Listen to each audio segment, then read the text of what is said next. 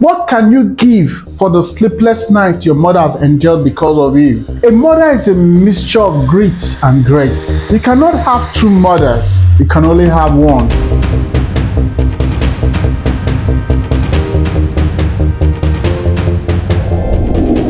Sometimes we hear people say, my mother is bad.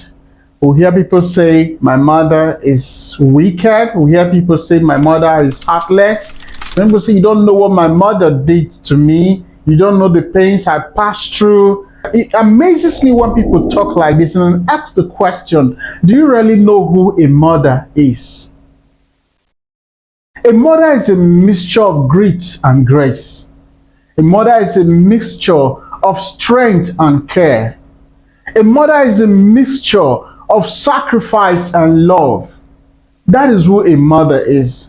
Have you taken time to think how well you were in her stomach, or how for the 9 months you were in her stomach, what would have happened to you, or when you were giving birth to, how she breastfed you, how she fed you, how she did everything to get to that stage where you are now? You begin to think that she is the cause of your problem. No matter how bad your mother is, no matter how wicked you perceive she is still your mother. You cannot have two mothers, you can only have one.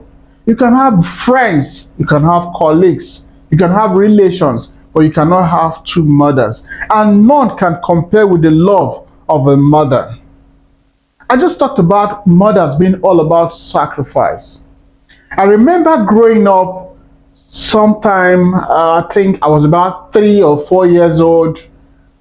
In the night, I was very ill, running temperature. My mom got up, was worried, and told my dad, we need to take this young man to the hospital. My dad said, leave him alone, he's okay. But my mom was worried. At about 10 p.m. in the night, my mom carried me on her back, trekked over 5 kilometers to take me to the hospital. That is what mothers are all about. That is the sacrifice. That is the love. What can you give for the sleepless night your mother has endured because of you? What can you pay her for the love she showered upon you, for the treatment, for everything she passed through to ensure that you are alive and you are where you are today? These things cannot be quantified.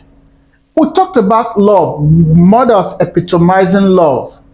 We remember the story of a house that was burning, and the woman was in the market. She was told the house was burning. People could not even enter the house to rescue the child that was crying. Right from the market, the woman ran back to the house and entered the house to bring back the child. Though she lost her life in the process, but she succeeded in rescuing the child. That is the love of a mother. The Bible talked about obeying your parents, as in the first commandment with the promise. But this time we're talking about just mothers, what they mean and who they are. Why we need to learn to appreciate our mother, why we need to learn to appreciate mothers around us. I lost my mother some time ago. The last time I saw her was on the 3rd of January 2019. I went visiting, we discussed, and while I was about leaving, she called me back that I should come. She wants to tell me something. In my characteristic, I was like, but finally I came back to meet her, and she said, okay, don't worry, I should forget about it. I never had the opportunity to listen to what she wanted to tell me. And on the 11th of January, she passed on. I still live with that regret. I never gave her that opportunity to tell me what she wanted to tell me. And you have your mother with you, you are not happy. You have your mother with you, you are not celebrating your mother. Your mother will pass on one day and you will live with that regret. I wouldn't want you to live with that regret. I want you to celebrate your mother. Remember, your mother is your first teacher. Your mother is your first doctor. Your mother is your first nurse. Your mother is your first instructor. Your mother epitomizes everything. The orientation you had while growing up were all inculcated into you by your mother.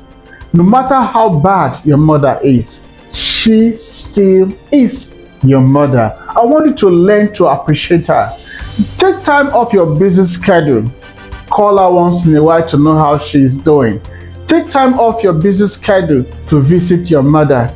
Take time off your busy schedule to get involved, to show affection, to show care. Your mother values those special treatments. Make her special in your life. And definitely, just like the Bible says, your days will be long. She will pray for you. Your mother is your first pastor. She's a prayer warrior. She has your interest at heart at all times.